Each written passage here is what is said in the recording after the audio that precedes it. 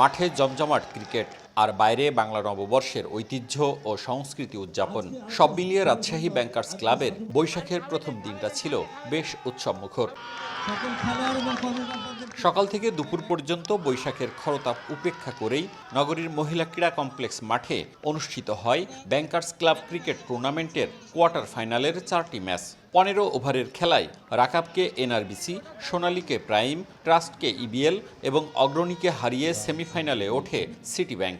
সোনালী bank অনেক run করেছিল, 188 run করেছিল, অনেক ডিপেন্ডেবল রান ছিল। আমরা বিশ্বাস ছিল যে আমরা যদি ভালো খেলতে পারি ইনশাআল্লাহ চ্যাম্পিয়ন হতে পারবো ইনশাআল্লাহ।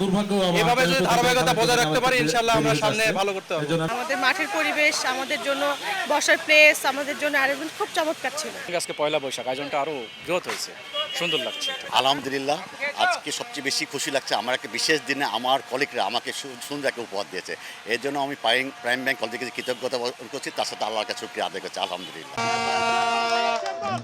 একদিকে বাংলা নতুন বছর উদযাপন আর অন্যদিকে টানটান উত্তেজনায় ভরা ম্যাচ দেখতে মাঠে উপস্থিত ছিলেন ব্যাংক সংশ্লিষ্টরা এবং তাদের পরিবারের সদস্যরাও। খেলাধুলা সঙ্গে নববর্ষ উদযাপন, সব মিলিয়ে দিনটি ব্যাপক উপভোগ্য হয়ে ওঠে তাদের জন্য।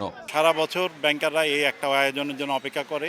আপনারা দেখলেন যে এটা আমাদের 13তম একদম নিয়মিত আয়োজন এবং এই আয়োজনটাকে আমরা এখন ক্রিকেট টুর্নামেন্ট বলি না, আমরা ক্রিকেট উৎসব বলি এই কারণে যে এটার জন্য সবাই অপেক্ষা করে। এখানে আমরা একত্রিত হই, সবাই আনন্দ করি, সবার সাথে সৌহার্দ্যপূর্ণ সম্পর্ক তৈরি হয়, সব বিভিন্ন ব্যাংকের অফিসারদের মধ্যে পরিচিতি হয়, আমাদের সবার একটা মেন্টাল রিক্রিয়েশন হয়।